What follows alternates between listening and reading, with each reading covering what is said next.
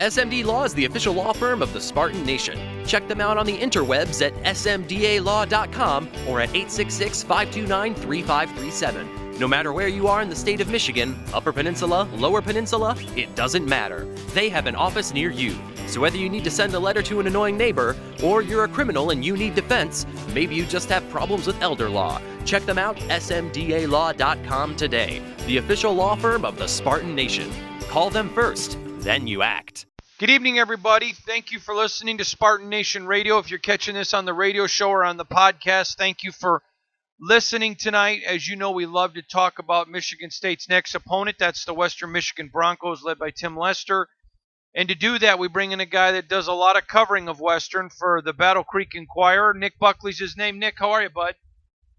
I'm good. Thanks for having me on, Hondo. And hey, out there, the Spartan Nation. Well, thank you, and it's a privilege to have you on, my friend. Nick, I want to just first of all say to you, give us your impressions of the job Tim Lester's doing taking over for P.J. Fleck.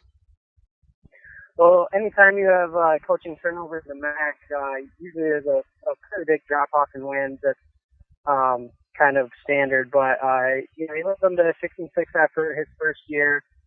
Still recruited at a high level. They continue to bring in a lot of three-star guys. Competitive with the Power 5 conferences for a lot of players. So I think the recruiting aspect, he's done a good job of not really skipping a beat, and some of those select players are still there. So, year 3, he's working with a pretty talented base, and they have pretty high expectations. They're picked second in the MAC West division this year, which I think is fair. And, they hope to contend for the Mid-American Conference title and, maybe catch some lightning in a bottle, too. What'd you learn from him week 1, Nick? It's always tough whenever they go against an FCS school like that. But in terms of performance, it was about as good as you could hope for. And their starting quarterback, John Wassink, who had missed the last half of the season last year with his second season-ending injury, it was his first game back, and he threw 25 balls and finished with 5 incompletions and 5 touchdowns. So a lot of that was that the Monmouth defense was kind of challenging the Broncos to throw it around. They were keen on stopping the run and stuff in the box. That's not something I imagine Michigan State's going to need to do with the type of personnel they have, especially in that front 7. So it'll be a much different game, but in terms of experienced quarterback that Michigan State is about to face, Watson's looking as good as he's ever looked, and he definitely is a really competitive guy, and anything could happen. Of course, this is 10 years now since the infamous CMU game and Dan Lefevre, Antonio Brown, and that crew at Central Michigan upset Sparty. So, it can happen. Now, obviously the biggest line, it would make it seem pretty unlikely, and I think if I was a betting man, I'd probably go that route. But it's so early in the season, and obviously Spartans didn't perform as well as the fan base would have liked last week, even though they got the W. So who knows what could happen? They might come out fired up, and but certainly Michigan State has a lot more to lose in the team than Western. We're talking to Nick Buckley. He covers Western Michigan for the Battle Creek Inquirer. Nick, let me ask you, do you expect Western to make this a ball game? I'm going to be honest. I don't expect them to win, but do you expect it to be competitive? Do you think that they can, do what Tulsa did and keep it competitive?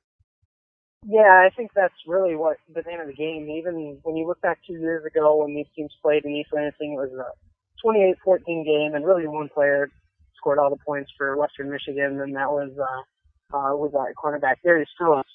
But this year, this Western team I expect to be better than that team was. More balanced, a lot more depth. They do lack some of those playmakers. Phillips is now playing in the NFL, so they do have a few NFL guys on their team though, and there's certainly not as great of a talent disparity as there were maybe in past years. Some of these top tier MAC schools are competitive, certainly close on par with, the bottom half of the Big Ten.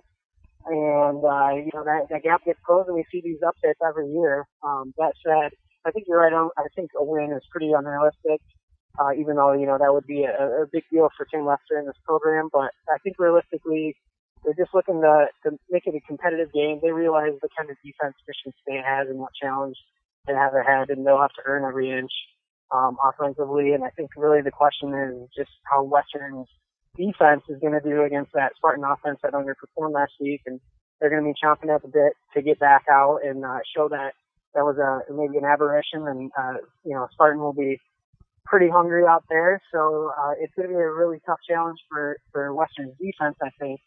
But it's I think you're right though. I think it's really just got to be a close game for Western. They'll come away happy with that. They have a matchup with Syracuse coming up in a few weeks.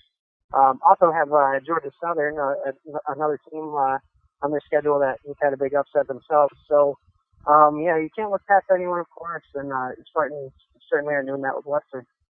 Nick, let me ask you, give me a name on offense that if Western is going to beat Michigan State on Saturday, Spartan fans need to know. Levante Bellamy is the star running back for the team. He's been with them since they went to the Cotton Bowl in 2016, and the following year he was playing in the backfield that had Jarvion Franklin and Jamari Bolden, and those are two of the all-time greats at Western Michigan statistically, and he got the season opening start over those two. So you got a sense of what coaches think about him. He has legitimate 4.28 40-yard speed.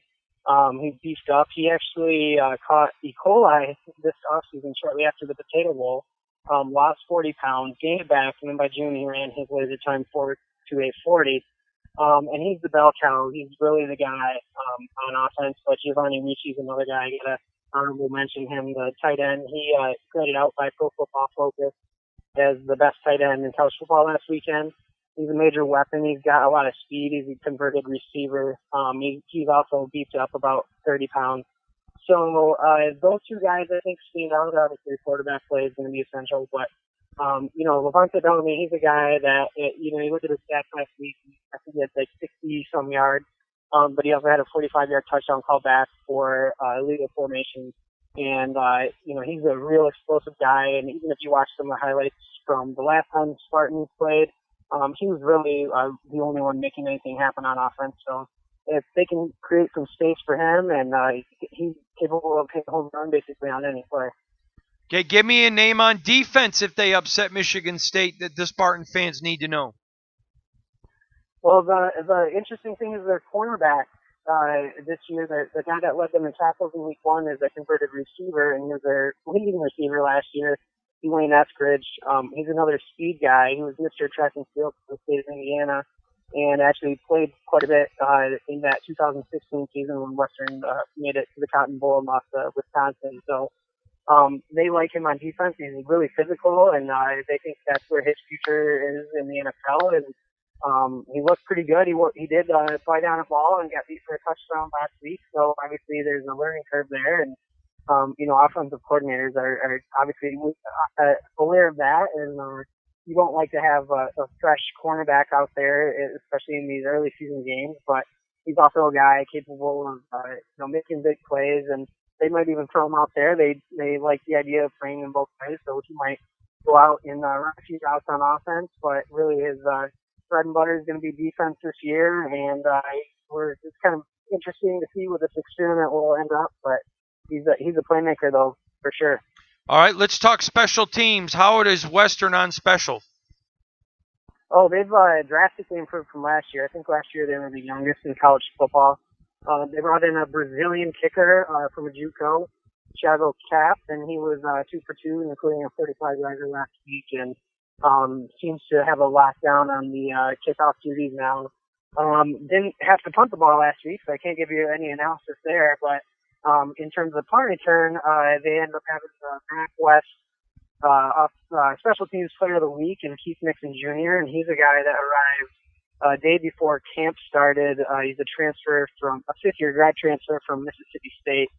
So he's played in the SEC. I think he was in the top 5 in kick returns in the SEC. And then last week, he was just electric. Every time he touched the ball, he had a 65-yard kick return, 21-yard punt return where we counted he broke 7 tackles.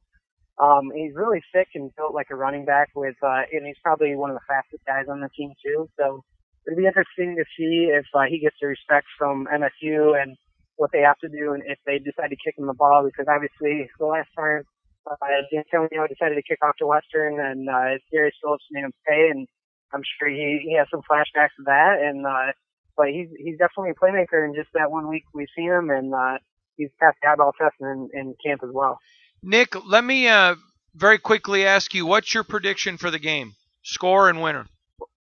Oh, well, unfortunately, I don't do predictions. That's because I'm usually wrong, and then I look like an idiot. So, but what I will tell you is that the line is probably where it should be, and Western in this game, of course, nobody steps between the lines, going for a loss. They're all going to play for a win, and hope for maybe to do something like Central Michigan pulled off back in 2009.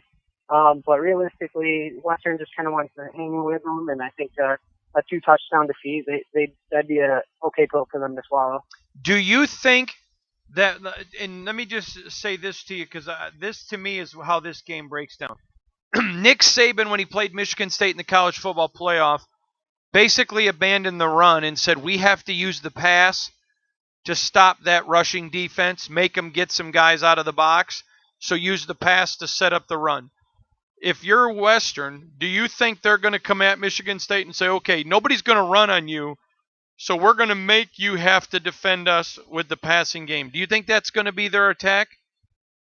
I don't think so, actually. I think they've really had a lot of success these last 3 years with the zone run, the zone read, inside zone. And Bellamy, like I said, he's such an explosive running back. But it's one of those things where if nothing's working, of course they'll go to the passing game. But yeah, we'll see how long that lasts, though. I mean, obviously, what was it, negative 78 rushing yards last week, allowed. So they're legitimately the top run defense in the country. Western thinks they can run the ball well. They among their offensive linemen, Luke Juriga, their center, he's going to be playing on Sundays. So they have players up front.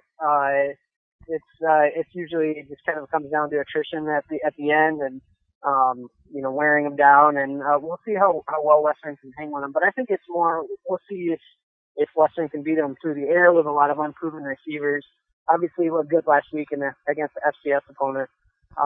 But it's a lot different under the bright lights at Spartan Stadium. So we'll see what happens. But I think Western, though, I think you'll see some extra teams committed to the run early. But again, my predictions can tend to be off, so who knows. Lastly, I think the Michigan State defense will be able to hold Western in check. I do think Western will score, but I'm predicting Western to score 14 points. I think they'll get one legitimate offensive touchdown and probably a kick return. But flipping it over the other side, I think Western. How good is Western's defense? I mean, do you think they're at least Tulsa level, which last year was 128th against the run, and Michigan State couldn't do anything? Do you think that Tulsa, that Western has the weapons to get up into the gap and to push those Michigan State linemen around who looked terrible last week? Yeah, anything's possible, but I think it's always the age-old problem when you have these group of five versus Power 5 schools is the big nasties up front. The average weight of the entire offensive line of Michigan State, that's not something that Western's going to see week in, week out in the MAC. And they're a little light on the interior defensively. They lost their big defensive tackle from last year, Leslie French, to foot injury during camp. So they've had to move a few guys around, and they also lost their starting middle linebacker, who was a little bit academically ineligible. So they're a little bit lighter at that position than they'd like. But that also means they have maybe a little more speed than they would have otherwise. So, it all just depends. But I wouldn't be surprised if D'Antonio goes with the old 4 yards in the cloud of dust kind of strategy, because if you can't stop it, then, we're going to keep doing it. So Western's got to prove they can stop it. And, they haven't done that very well against Big Ten teams in recent memory. Michigan kind of pounded the rock on them last year, and it was 49-3, I think. That was just Western, a similar defense that Western was up against there. So, it'd be interesting to see what Western's defense can do. They're in just their third game under defensive coordinator Lou Esposito. And, it's still an attacking 4-3 defense. Last year they maybe were getting too aggressive and teams were figuring it out, and BYU just totally abandoned the run in the second half of the Potato Bowl and didn't run a single play from their backfield. It was all passes, and they toasted WMU in the secondary. So it's kind of one of those take what they give you deals, and Western has a chip on their shoulder. Certainly, running backs coming into a Big Ten program for a night game like this. So I think it's going to be an electric atmosphere, and Spartan Nation comes out ready and signed up, and it's going to be a great Saturday night in Lansing. He is Nick Buckley from the Battle Creek Inquirer. He covers Western Michigan. I'll see him on Saturday night at the High Cathedral of Spartan Nation, Spartan Stadium. We'll be back. Spartan Stadium. We'll be back. Spartan Stadium.